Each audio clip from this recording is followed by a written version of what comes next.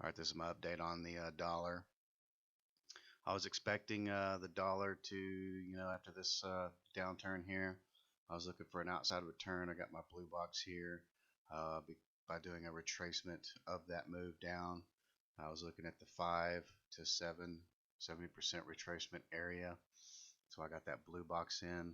Once we developed this three-wave move here and a pullback, and it started to go higher, I used an extension to see where the targets would be for that. And yeah, um, as you see, they've overextended. It's kind of turned impulsive. Went through the blue box. Um, with it getting into the blue box here, that's triggering that hey, something is setting up, and so uh, it touched that 786 retracement right there, and so it pulls back. That's the decision point. What's it going to do? Okay, is it going to continue and basically let you know that we're probably going to get new highs? There's your trade. Or was it going to pull back, go down, pull back again, stay within the blue box range, and then start to break out of the blue box here, telling you that this is still in control, and this is probably a 1 or an A, and we just got a very large pullback of the B or the 2, and then we're going to get lower lows. Well, that did not happen. The opposite happened. I was looking for it to go down, but obviously with the government throwing in more fiat money into the system, created a good opportunity for the dollar to possibly spike higher and keep the heroin induced coma going here. But regardless of that, that's what's happening. So what I did was when price got to right here, I got into a trade. I'm looking at this as the as a 1, 2, 3, 4, and 5. That will complete this whole thing as a 1, 2, 3, 4, and 5.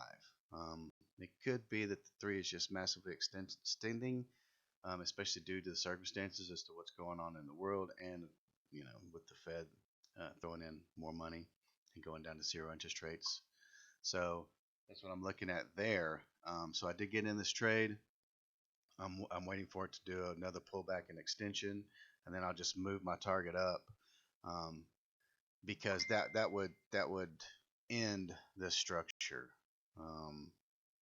as an impulse, and it would make it just a one or an A, but I would call it a one. And then we're going to get a good pullback back down here and gather up some support and then continue higher. Of course, it hasn't fully completed yet. That's what I'm looking for it to do to tell me that.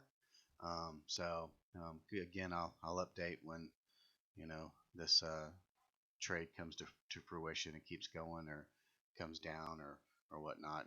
As the price and the structure tells me what's going on. So that's how I'm looking at it right now. Is a 1, 2, 3, 4, 5. We're going to get another pullback and then extend to new highs. Of course, again, as a third alternative, this could just be the A, and we could get a very pulled back B, even an expanded B to get higher than this A. That's usually what happens when price doesn't get to where it wants to go or it needs to go.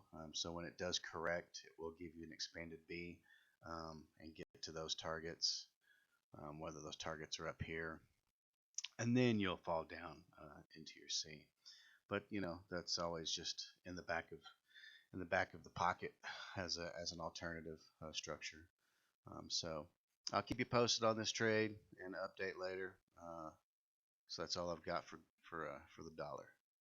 Talk to you later.